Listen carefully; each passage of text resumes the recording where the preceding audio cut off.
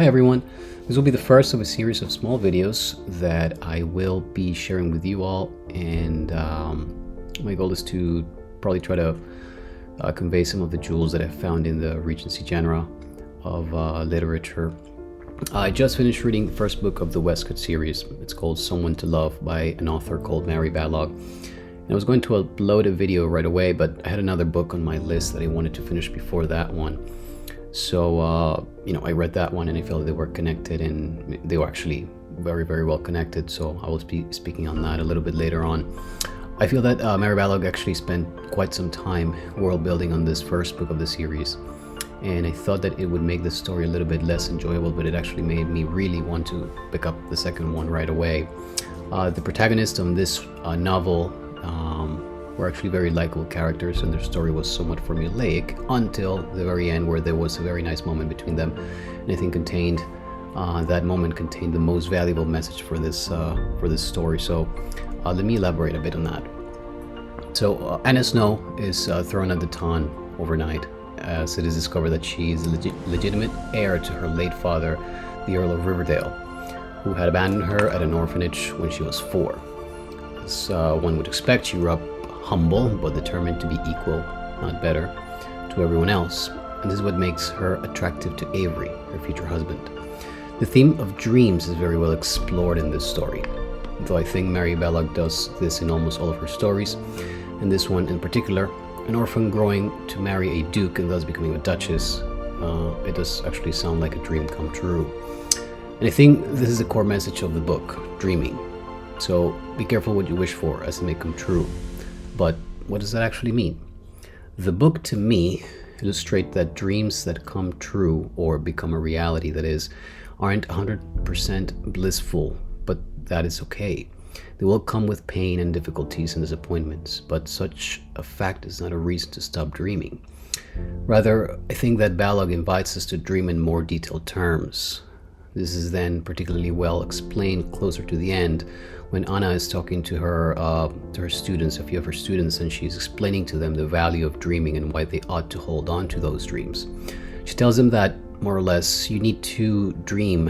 You need a dream to push you forward in life, to give you a name, but that one ought to allow for flexibility, as you may not end up becoming exactly what you dream of.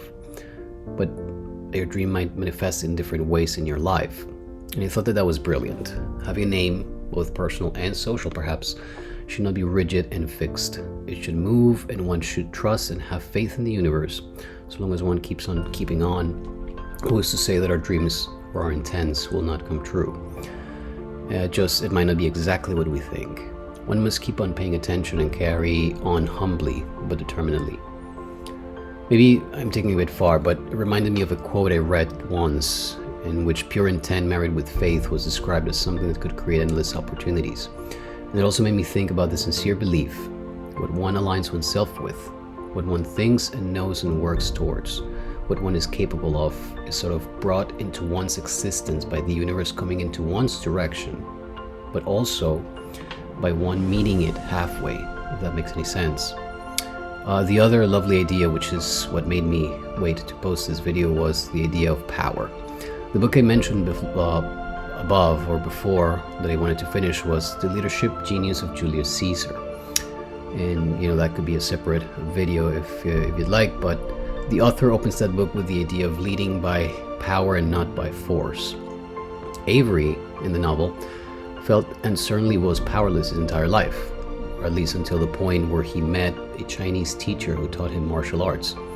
From there on out, his life changed, and he learned how dangerous he was, though he was missing someone to love, which ended up being Anna. And because of that, he was missing someone he wasn't afraid of being vulnerable with, someone that was his entire world, someone that would break down his walls of protection and create something a lot more powerful within. As he had learned martial arts as a way to protect himself in response to a fear and a drive not to be bullied any longer. In that sense, despite all he gained and the proficiency for being dangerous, martial arts were still an unconscious choice. But I digress. At the end of the novel, Avery is telling Anna what he learned about power. When one realizes one's power, one needs not advertise it by aggression or loathe about it. One does not use force to intimidate and control others. One does not threaten, one simply adequately acts when it is adequate to act.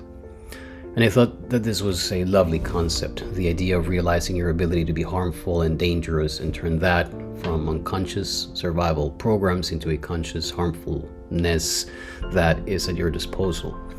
But also, it follows the example that was set by Julius Caesar. Leading and living by power, that is, by self-awareness, creates a deeper bond, more sincere friendships, and it works as a way to protect you. And even if it may seem contradictory, realizing this ability for harm and making it as conscious as possible can work towards becoming a more affectionate, kinder, and more able to see the beauty of life. Thank you so much for watching. I hope you guys like it. If you did, then click subscribe and click the like button and share it with your friends. Thank you. Bye-bye.